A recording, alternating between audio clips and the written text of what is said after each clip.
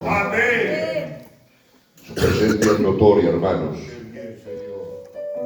Yo estoy sintiendo a Dios. Y creo que eso ya es motivo de gozo y de alegría, y creo que ha merecido la pena de venir a este lugar a celebrar culto para nuestro Dios. Amén. Un abrazo para todos, hermanos. Amén. Quisiera ministrarles una palabra con tranquilidad, porque resulta que físicamente estoy matado. No estoy muy bien de la garganta y llevo 5 o 6 días con el pinzamiento de la ciática. Entonces, físicamente no estoy bien. Pero quisiera compartir una palabra que el Señor ponía ayer en mi corazón, Aleluya. que la he ministrado una vez hace tiempo, pero el Señor me lo ha dado, prácticamente es como que sería nuevo, y quisiera transmitir el sentir que Dios puso en mi corazón, y quisiera que Dios te hablara en esta mañana. Amén. Es un mensaje para reflexionar, quizás no de mucho amén, pero sí de reflexionar, y son de las palabras que son necesarias. Amén. Porque hay palabras que te emocionan, pero hay palabras que son necesarias. Amén. Y Gloria. creo que es más importante lo necesario que lo bonito. Claro que sí. Por eso vamos a ir al Evangelio según Mateo, capítulo 3. Vamos a leer unos versos que dice: en aquellos días vino Juan el Bautista predicando en el desierto de Judea y diciendo: arrepentíos, porque el reino de los cielos se ha acercado. Pues este es de aquel de quien habló el profeta Isaías cuando dijo: voz del que clama en el desierto, preparad el camino del Señor, enderezad sus sendas. Amén. Y Juan estaba vestido de pelo de camello y tenía un cinto de cuero alrededor de sus lomos, y su comida eran langostas y miel silvestre. Amén. Y salía a él Jerusalén y toda Judea y toda la provincia de alrededor del Jordán, y eran bautizados por él en el Jordán, confesando sus pecados. Amén a su palabra. Amén. Bueno, creo que, hermanos, que hablar de este hombre de Dios es hablar de alguien que dijo Cristo: de los nacidos de mujer no hay otro más grande que Juan el Bautista. Amén. De tal manera, hermanos, que dice: salisteis a ver al desierto un hombre con ropas delicadas. Los hombres con ropas delicadas en los palacios están. Amén. Que salisteis a ver al desierto a un profeta. Más os digo, de los nacidos de mujer, nadie como Juan el Bautista. Y tiene que decir que desde los días de Juan el Bautista, el cielo sufre violencia y solamente los violentos lo arrebatan. Amén. Un hombre que es profetizado desde antes de su nacimiento. Un hombre que ha sido ya lleno desde el vientre de su propia madre. Ustedes recuerdan cuando va María donde Elizabeth, y Elizabeth, al recibir la salutación, dice que la criatura saltó dentro del vientre, y Juan fue lleno del Espíritu Santo. Aleluya. Juan fue uno de los privilegiados, de los pocos que ha habido en la Biblia, que su nacimiento ha sido anunciado por un ángel. Se le aparece Dios a Zacarías y le dice: tendrás un hijo. Y como dudó, le dijo: mudo te quedes. Esta será la señal. Y lo dejó mudo. Y, hermanos, Zacarías saliendo, haciendo señas, sin mencionar ni una palabra, dijo a la gente: ha visto visión de Dios. Amén. Sin decir nada, por señas y mudo, pudo transmitir un mensaje. porque hay mensajes que se transmiten sin palabras. Amén. La Biblia dice que este hombre vivía irreprensible. Aleluya. Y era tanto su ejemplo y su testimonio que no necesitaba decir palabras para que el pueblo recibiría un mensaje de él. Amén. Ayúdenos Dios a ser hombres de ejemplo. Amén. Pero mire, para centrarnos en Juan, Juan era hijo de sacerdote. Zacarías era sacerdote según la clase de Abdías. Esta clase de Abdías era la octava de los 24 turnos que David puso para administrar en el templo, y dice que era la octava, y cuando les tocaba suertes tenían que ministrar durante una semana en un periodo de 6 meses. Pues la clase de Abdías era la octava de esas 24 que eligió David, y de esa descendencia venía Zacarías y venía Juan. Es decir, hermanos, que Juan, por herencia, tenía que ser sacerdote. Amén. Y el ser sacerdote iba a implicar, pues, vivir una vida fácil, vivir una vida cómoda, estar siempre vestido de lino fino, de ropas delicadas, ser admirado por el pueblo, comer los manjares de los sacrificios. Y esta era la vida que le esperaba Juan por herencia acerca del sacerdocio. Una vida cómoda, una vida de ritual en el templo. Pero claro, a Juan se le apareció Dios en el camino. Aleluya. Y cuando se le apareció Dios en el camino, le dijo: tú no vas a ser sacerdote, tú vas a ser profeta. Amén. Y ahora Juan,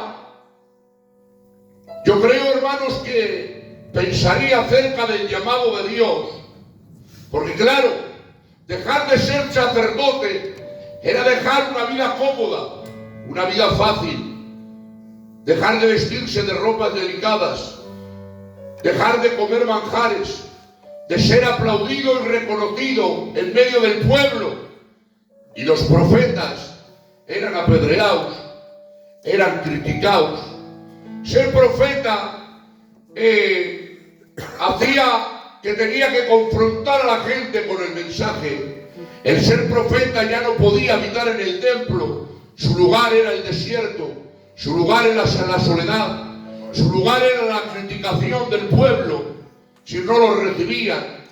Ya no era comer manjares de los sacrificios, sino que era alimentarse de langostas y de miel silvestre. Ya no se iba a vestir de ropas delicadas, sino que ahora su vestidura era piel de camello, un cinto ceñido de cuero en su cintura. Es decir, que fueron trastocados todos los planes, aleluya, de Juan el Bautista, y dejó la herencia del sacerdocio por obedecer al llamado de profeta. Amén. Obedeció al llamado, y sabes, como obedeció al llamado, marcó diferencia. Gloria a Dios. Porque permítanme abrir brecha de esta manera tan sencilla. Se nota el que ha recibido el Evangelio por herencia, y se nota también el que ha recibido el Evangelio por llamado directo de Dios. Amén. Se le nota la primera, hermanos. ¿Por qué? Miren, nuestros primeros padres, aleluya, los que abrieron la obra, los primeros cristianos de todas las obras de España, no recibieron el Evangelio por herencia porque no lo conocían. Amén. ¿Saben cómo lo recibieron? Directamente por llamado de Dios, por un encuentro personal con Dios. Por eso, hermanos míos, han marcado tanta diferencia, no solamente los predicadores, sino los creyentes. Gloria a Dios. Como no recibieron a Dios por herencia, sino que lo recibieron por un llamado, por un encuentro personal con Dios. ¿Saben lo que eso ocasionó? Que dejaron la comodidad. Aleluya, dejaron todo, sacrificaron todo, incluso su propia vida por la obra de Dios. Amén. Sin embargo, los de esta generación corremos el peligro de la herencia. Lo tenemos todo hecho. Nuestros niños crecen en los cultos. Y la mejor herencia que podemos dejar a nuestros hijos es el Evangelio. Pero la herencia no hace cristianos. ¿Verdad? Mis hijos me han visto desde que han abierto el ojo, orando en casa, leyendo la palabra. Me han visto pastorear siempre. Siempre me han visto sirviendo a Dios. Amén. Aleluya. Siempre me han visto orando, buscando a Dios, dando toda mi vida por Él. Y esa herencia se la quiero dejar a ellos. Pero eso no garantiza que mis hijos sean cristianos al día de mañana. Porque el Evangelio no se recibe por herencia. El Evangelio se recibe por un encuentro personal con Él. Amén. Y el peligro de esta generación es esta, que lo hemos recibido por herencia. Nos hemos criado en los cultos y por herencia hemos recibido una religión. Y como no ha habido un encuentro personal con Él, aleluya, ¿qué vemos en esta generación? Vidas cómodas, vidas religiosas, vidas que no se consagran, vidas que no sacrifican el yo y todo lo que tienen para Dios. Pero qué diferencia de los antiguos, de los siervos. Con la noche y el día, nuestro primo Agustín estaba bajo. Y así podíamos hablar de todos que han entregado su vida, porque esta es la diferencia de recibir el Evangelio por herencia a recibir el Evangelio por llamado. Y yo digo algo, ¿quieres marcar diferencia en esta generación? No vivas por la herencia, sino vive porque te has encontrado directamente con Él. ¡Amén! ¡Gloria a Dios! Muy bien. ¿Cómo se nota el que ha recibido el Evangelio por herencia? Te amamos a ti, Jesús. Solamente su Evangelio es el culto. Su Evangelio de 7 a 8. Y el culto se le ha convertido en algo para calmar su conciencia. Pero después sale del culto y vive como le da la gana, sin temor, sin reverencia. Porque como no conoce realmente a Dios, no ha podido haber en él una transformación. Porque escúchame bien, primo Denis, la religión tiene poder para conservarte, pero solamente el Evangelio tiene poder para transformarte. Amén. Claro que sí. Allá estaban unas vasijas que eran para el ritual de la purificación. 6 tinajas. Aleluya. ¿Y eran para qué? Para un ritual de purificación. Y fueron llenas de agua. Y hermanos, si Jesús no aparece, esas tinajas pasan toda la vida siendo agua de ritual de purificación. Pero cuando apareció Jesús, Aleluya. transformó el agua en vino. Amén. Aleluya.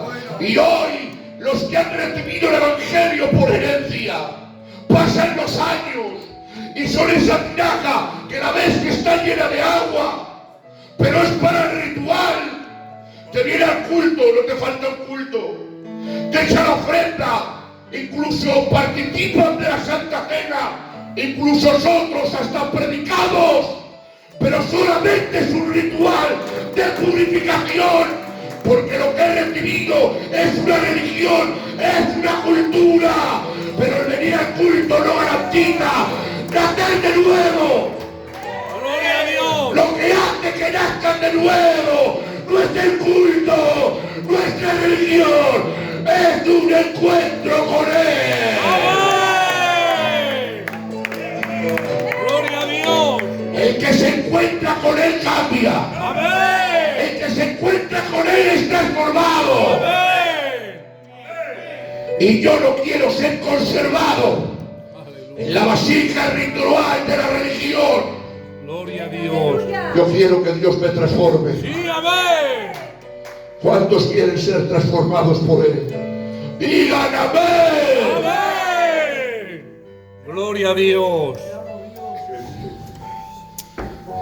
Te amamos a ti, Jesús. Miren,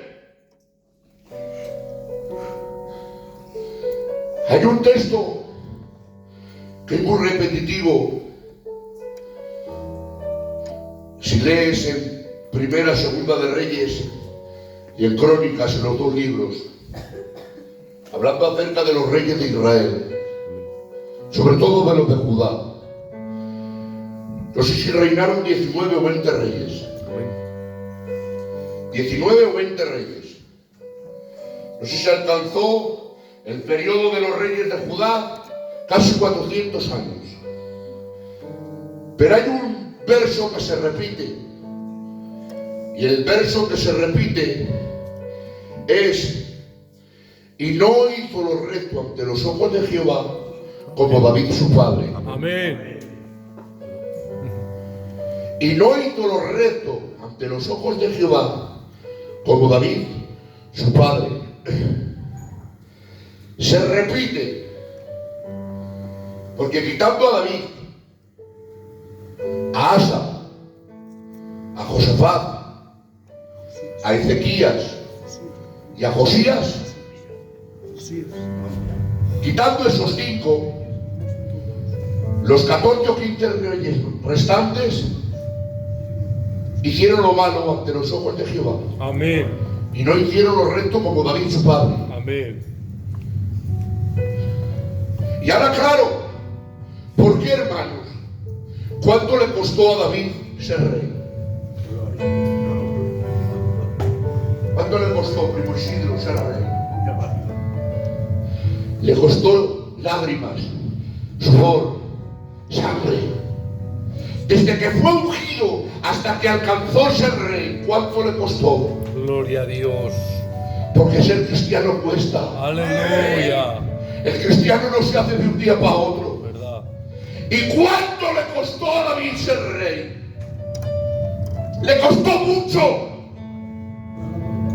Pero claro, cuando hablamos de David no hablamos de gente perfecta, porque yo no estoy hablando de gente perfecta. David pecó, Amén. David la mangó, pero también se arrepintió de corazón. Amén. Porque los que son llamados por Dios tienen temor en el alma. Aleluya.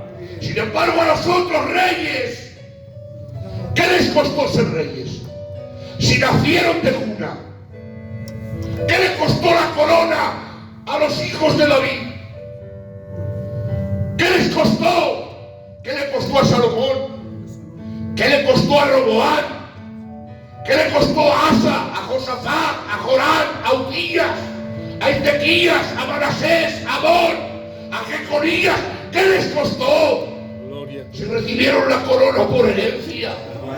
Por eso algunos de ellos dice, y le fue cosa ligera pecar. A David le dolía porque fue llamado. Aleluya. Pero como estos recibieron el evangelio por herencia, les era cosa ligera pecar. Porque el que ha recibido la corona por herencia, como no le conoce, no le respeta. Como no le conoce, no le ama.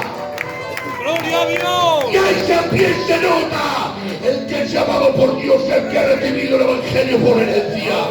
¿Qué te causa el pecado cuando pecas? ¿Qué te causa en el alma? ¿Es cosa ligera? perdóname, has recibido el Evangelio por herencia, pero aunque peques, porque nadie está, aleluya, exento de pecar, pero si te pecas y te duele, es porque Dios te ha llamado. ¡Gloria a Dios! Oh, ¡Qué bueno! conozcamos a Dios con el alma. ¡Aleluya! Bueno. ¡Gloria a tu nombre! Que yo también peco. Que el que dice que no peca sea Dios mentiroso. Amén. Y hay cosas que te irás al cielo luchando con ellas. Porque somos polvo de la tierra. Pero la Biblia dice, menos mal que se acuerda que somos polvo. ¡Aleluya! Y que por sus misericordias no hemos sido consumidos. ¿Verdad? ¡Aleluya! Eres tan malo igual que yo, que Dios tiene que renovar una misericordia nueva cada día. ¡Aleluya! Porque somos tan malos que necesitamos una misericordia nueva. ¡Aleluya! Qué bueno. A Pedro le cantó el gallo. Le dijo el Señor, antes que el gallo cante, me vas a negar 3 veces. Y le cantó el gallo. ¡Aleluya! Hermanos, imaginaros cómo se sintió Pedro. Dice, lloró amargamente. ¡Aleluya! Porque el que conoce a Dios cuando peca, eso es lo que crea amargura, crea dolor. Y ahora imaginaros el gallo cantando, pero qué mensaje le estaba diciendo, le estaba mostrando a Pedro. Pues, tú que decías que ibas a ir hasta la muerte, tú que creías, aunque todos estos te nieguen, aunque todos estos te abandonen, yo voy contigo hasta la muerte. Pero ti, eres igual que ellos, no eres tan fuerte, has fracasado, has pecado.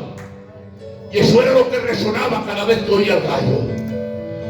Pero tengo una noticia, cuando cantan los gallos,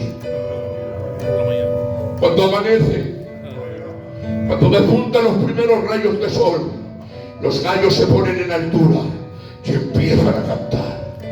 El gallo le estaba diciendo, has pecado, has fracasado. Pero hay un texto en el libro de Lamentaciones que dice, grande es tu fidelidad y nuevas son cada mañana tus misericordias. ¡Amén! El gallo le decía, has pecado, la has mangado. Pero cada vez que el sol se iba poniendo, le estaba diciendo Dios, hay oportunidad, hay una misericordia nueva. Y el gallo cantaba y el sol se iba elevando. Y llegó un momento, señores, que no hay oscuridad que frene al amanecer. El sol empezó a brillar y el gallo tuvo que callar, porque es más grande la misericordia de Dios para ti que todo gallo que te cante. No sé si te ha cantado el gallo, pero escúchame bien, ha salido el sol, está mi Dios, hay sangre que limpia, hay sangre que perdona, gloria al que vive. ¡Aplaude a Dios! ¡Gloria a su nombre! ¡Campeón! ¡Gloria a Dios! ¡Qué bueno! ¡Gloria a tu Qué nombre! bueno. Sirviendo a Aleluya. Dios.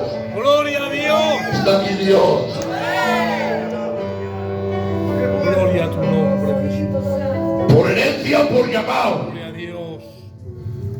Gracias, Dios. Te amamos, Señor. Por herencia o por llamado.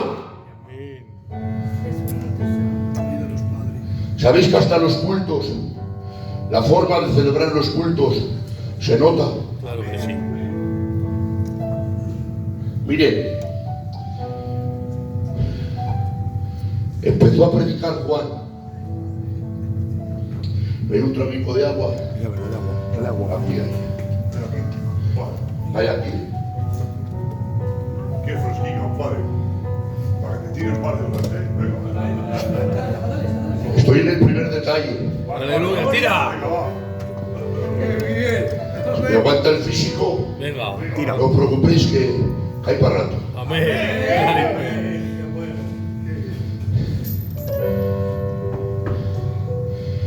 Las sinagogas se quedaron vacías. De todo Judea, de toda provincia del Jordán y toda Jerusalén. Te alaba mi alma. Dejaron las sinagogas y fueron a escuchar a Juan en un desierto. Amén. Ahora, claro, ¿qué eran las sinagogas? La palabra sinagoga significa reunión o asamblea. Y las sinagogas, su origen, nacieron cuando la deportación a Babilonia, durante los 70 años de exilio que tuvo el pueblo allá en Babilonia. Y cuenta, hermano, la historia de que los judíos se reunían junto a los ríos, debajo de todo árbol frondoso, se reunían y empezaban a hacer reuniones de oración y de lectura. Porque era tanta la aflicción que sentían estando allá en el cautiverio que el único refugio que tenían era reunirse para orar y leer la palabra. Aleluya.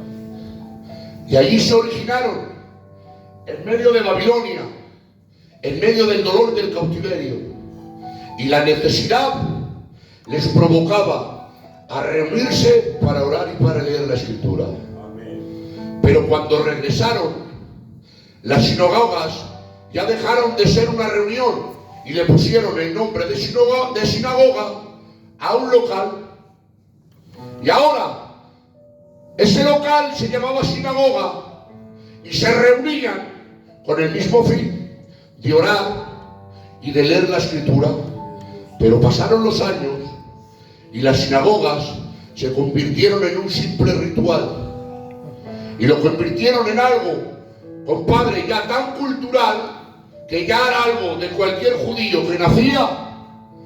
Los sábados tenían que ir a la sinagoga, porque era algo ya que lo convirtieron en cultura y perdieron la esencia del principio. Gloria a Dios. Lo que en un principio los llevaba a reunirse con la necesidad de buscar a Dios y de conocer a Dios por la palabra, después, más tarde, se convirtió en un simple ritual religioso, que aunque se hacía la misma parafernalia, pero se perdió la esencia, la necesidad.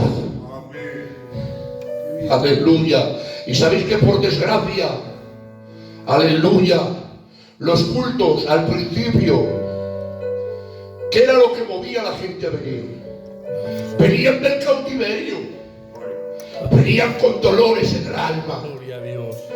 venían con esclavitud, venían pidiendo socorro.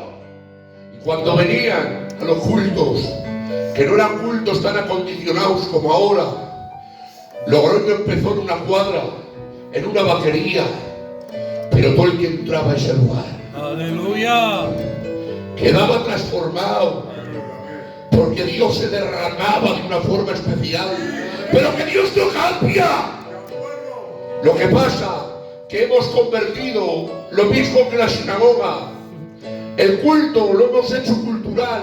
Ay, Señor. Y ya venimos, perdonadme, lo dije en el monte y lo digo aquí, y lo digo delante de la Guardia Civil. ¿Saben que a veces venimos al culto y no rindes culto a Dios? Que nos rendimos cultos a nosotros mismos. ¿Qué dices? Lo que oyes. Venimos a los cultos y nos rendimos culto a nosotros y no a Dios. Y me explico. ¿Cuál es el cometido del culto? Adorar a Dios. ¿Cuál es el verdadero propósito del culto? Venir a adorar a Dios Amén. y rendirle culto a Él. Amén. Pero ahora venimos con el culto programado. Y ahora vengo y digo, como estoy en Nájera, me meto con Nájera. Hoy lleva la primera parte el Fofó. Y va a predicar mi compadre. La tarde tenemos. La tarde tenemos. Porque ya programas el culto bajo quien administra. Y bajo quien administra ya das tu propio culto. Y queremos cultos a la carta. Que me predique el fulano, que me cante el fulano, pero que el culto no es para ti. Por eso digo que a veces los cultos los celebro para mí y no para Dios. Pero el cometido del culto es cante quien cante, predique quien predique, no a nosotros, a su nombre toda la gloria. Por eso da igual quien predique, da igual quien cante. Yo vengo porque quiero adorarle. Amén. Me es tanta la necesidad, hermanos. Gloria a Dios. Oh, Dios. Tengo tanta necesidad en el alma que me sería imposible vivir sin adorar a Dios en los cultos. Gloria a Dios. Me sería imposible vivir sin orar, sin leer la palabra, sin leer este libro. ¿Cuántas veces me ha hablado Dios? Gloria a Dios. Leyendo la Escritura. Cuánto consuelo, cuánta fortaleza, cuántas veces me has sentido la mano. Aleluya, porque vana es la ayuda del hombre. Hay situaciones que ni la familia, que ni nadie podrás echar mano, porque hay cosas en el alma que solo las conoce Dios. Pero si vienes a este lugar, si te arrodillas en tu habitación, tengo a uno que no hay nada para él imposible. ¡Aleluya! Tengo al abogado que no ha perdido ningún juicio. ¡Gloria a Dios! Tengo a Jehová de los ejércitos que no ha perdido ninguna batalla. Tengo a aquel que extiende la mano y no hay hoyo tan profundo que su mano pueda llegar para socorrerte. Este es el Dios que te estoy predicando, el Dios de la Biblia, el creador de los cielos y de la tierra, el alfa y la omega, el primero y el último, porque no hay nada antes ni después de él. Yo otra vez proclamo, no a nosotros, a su nombre, a su nombre, a su nombre sea toda la gloria. ¡Gloria a Dios! ¡Qué bueno! Gloria a tu nombre, Jesús. Seamos iglesia Aleluya. que adore a Dios, iglesia que busque a Dios. Te amamos, Señor. Mire, Te damos la gloria, Jesús. sobre todo para la juventud, tenemos que cambiar conceptos Amén. y leer y estudiar más la palabra más que nunca. Cuenta un testimonio verídico que a principios del año 1900, no recuerdo la fecha, se puso como gobernador en China un hombre que prohibió el cristianismo. Lo prohibió. Expulsó a todos los misioneros extranjeros que había en China. Los expulsó. Desapropió a todas las iglesias, las cerró. Y a todo el que los vía, los encarcelaba, los torturaba e incluso los mataba. Había apenas unos 2 millones de cristianos.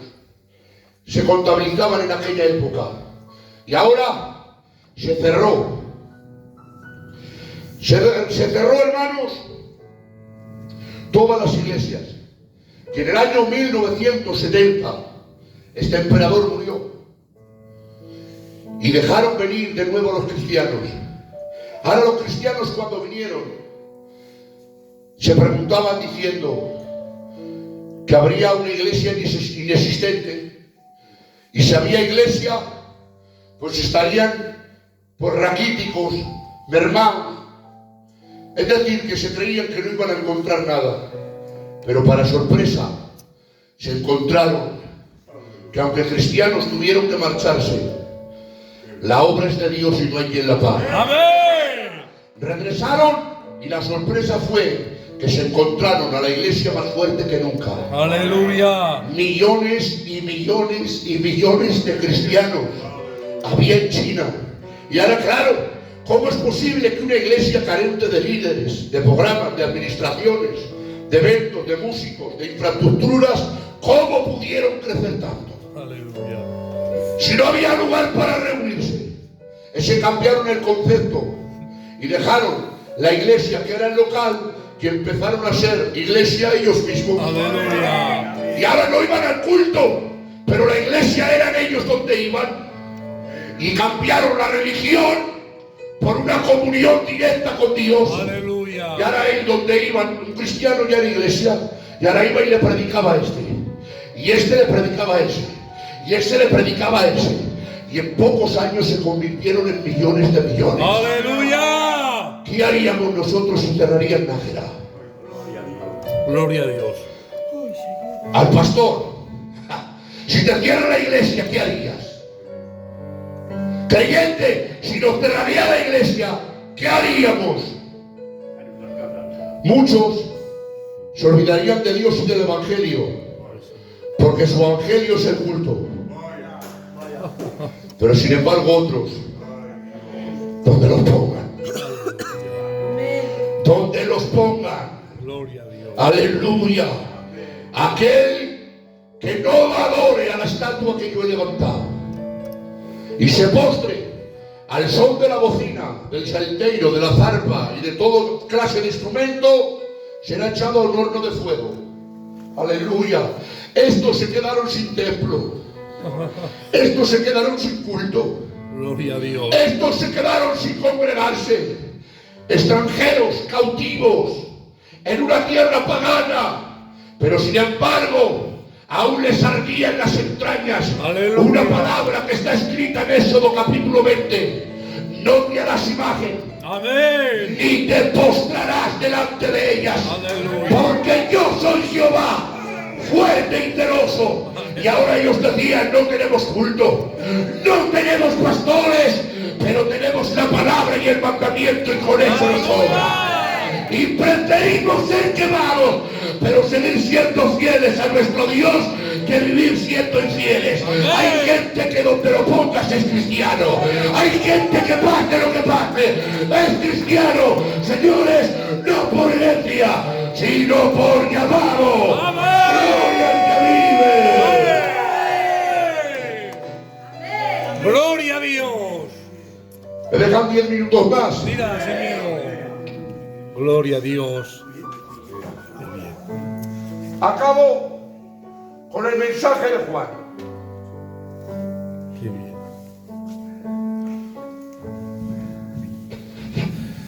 Te amamos. El mensaje de Juan fue el siguiente: arrepentíos y convertíos, porque el reino de los cielos se ha acercado. Se acercaban los fariseos, y a los fariseos les decía: ¿quién os ha enseñado a huir de la ira venidera? Generación de víboras, haced pues fruto digno de arrepentimiento. El hacha ya está puesta en la raíz, y todo árbol que no dé fruto será cortado y echado al fuego. El mensaje de Juan era para arrepentimiento. Amén. Y claro, hermanos, el mensaje de arrepentimiento era bien conocido por el pueblo de Israel, porque hay muchos pasajes en el Antiguo Testamento donde Dios llama al pueblo a volverse a Él, al arrepentimiento de los pecados. Pero lo que me llama la atención no es el mensaje de arrepentimiento. Lo que me llama la atención es el bautismo. Aleluya. Dice que venían, se arrepentían y venían bautizándose y confesando sus pecados. El bautismo, primo Isidro, no era un ritual para los judíos. El bautismo se hacía para los prosélitos. ¿Qué era un prosélito? Un gentil. Un gentil abrazaba la fe hebrea y podía celebrar la Pascua, pero tenía que hacer una serie de rituales, con todos los respetos, circuncidarse y bautizarse en inmersión de agua, que era un simbolismo de purificación, que moría, aleluya, y vivía, y de esa manera se convertían a la fe hebrea. Es decir, que era un movimiento, un mover o un ritual para los gentiles. ¿Sabéis cuál era el concepto de un hebreo para los gentiles? Cuando se levantaban por la mañana, hacían una oración todas las mañanas, los judíos. Y era esta oración, así literalmente, lo dicen. Te doy gracias, Señor, porque no he nacido mujer, ni esclavo, ni gentil. ¿Saben cómo tenía los hebreos a los gentiles? Literalmente, por perros. Por eso, aun ellos mismos lo sabían, por eso, aquella mujer endemoniada de la hija, la Sirofenicia, si no recuerdo mal, le dice aún los perrillos, porque ellos mismos se sentían perros, porque sabían que los judíos los tenían por perros. Y ahora era arrepentimiento y bautismo. Ellos eran hijos de Abraham. No hemos sido esclavos de nadie. Ellos se creían que por ser hijos de Abraham ya eran salvos. Pero ahora viene Juan y dice: arrepentíos y bautizaos. Y ahora, hermanos, ¿qué efecto causó la palabra? Que empezó a romper todo esquema, empezó a romper toda cultura, empezó a romper todo arraigado aquí, porque si hay una cultura fuerte en el mundo, son los hebreos. Amén. Tienen una cultura más fuerte que los gitanos, y mira que los gitanos tenemos una cultura muy arraigada, pues tienen una cultura más arraigada aún, los hebreos. Porque los gitanos hemos ido cogiendo costumbres según en las naciones que hemos ido estando. Pero Israel, aunque se ha mantenido fuera de otras naciones, ha mantenido, aleluya, su cultura, su fe, su religión. Y ahora el mensaje rompía la cultura, los esquemas, todo lo que eran. Y ahora el rebajarse para un hebreo, bautizarse, estaba reconociendo que necesitaba arrepentirse y ponerse a la misma altura que un gentil. Aleluya. A la misma altura que un perro. Tú sabes el shock que causaba eso en la gente que querían bautizarse a hebreos. Pero ese es el efecto que tiene la palabra. Amén. Porque la palabra rompe todo esquema. Gloria a Dios. La palabra rompe toda cultura. La palabra de Dios, aleluya, tiene que estar por encima de todas las cosas. Amén. Por encima de ser gitano, antes soy cristiano. Amén. Claro que sí. Y tengo que poner la palabra siempre en alto. Amén. La palabra nunca se puede rebajar. Nunca. Ven aquí, Maflada. Ponte aquí.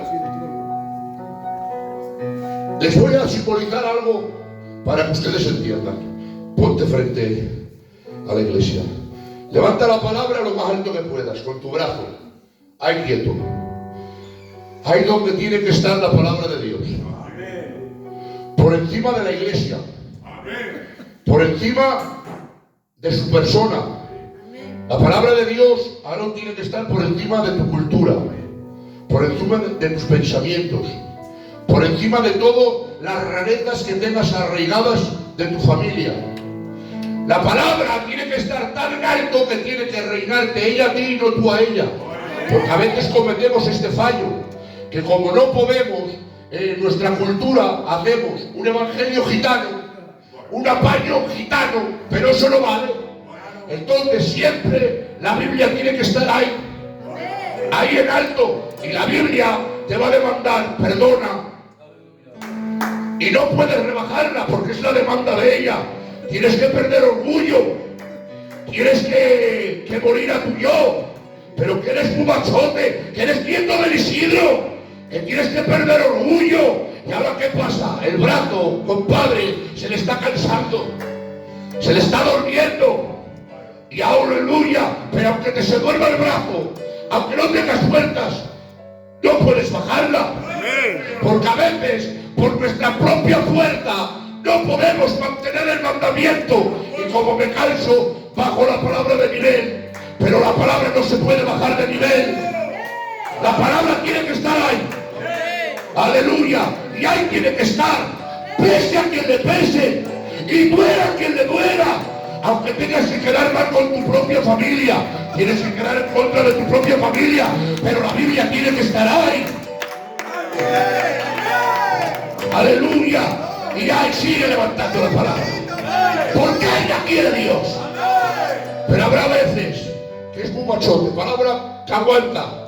Y lo tengo ahí, aguanta, pero llegará un momento a que tienes el brazo ya cansado y dormido. Pues llegará un momento que por muy machote que sea su nieto, la palabra la va a bajar y ya no podrá poner la palabra al nivel que tiene que estar. Y como él no tiene fuerza para sujetar el mandamiento de la palabra a esta altura, pues ¿qué hará? Bueno, que no pasa nada, yo perdono. ¿Cómo se ha ido tu nombre? Te perdono. Pero escucha, donde yo esté, no estés, contra más lejos mejor. Amén. Como se me ha cansado mi fuerza para cumplir, hago un apaño gitano. Y hacemos lo de los gitanos antes en las ferias, que había un choque y se partían las ferias para evitar ruinas. Pues así hacemos, apaño gitanos, para evitar ruinas entre cristianos. ¡Amaos los lleven! ¡Apaños gitanos! Y puedo hablar en esta cosa y en muchas líneas. Pero escucha, aleluya, cuando no tengas fuerzas tú para sostener la palabra en alto, porque hermanos, os doy mi palabra, que mantener la palabra ahí cuesta mucho. Y no hay fuerza humana para llevar a la palabra a ese nivel de altura siempre. Pero escúchame bien, no estás solo. Hay uno, somos templos del Espíritu. Y cuando tú no mueras, vendrá el Espíritu Santo. Y te sostendrá el brazo. Pero lo importante es que la palabra siempre esté en alto. Yo digo, fuera toda cultura, fuera toda rareza, fuera todo el baño gitano, y que reine la Biblia, que reine la palabra de Jehová. ¡Amén! Por favor. Hasta aquí la palabra. Que Dios les bendiga y que Dios les guarde. Un aplauso para Dios.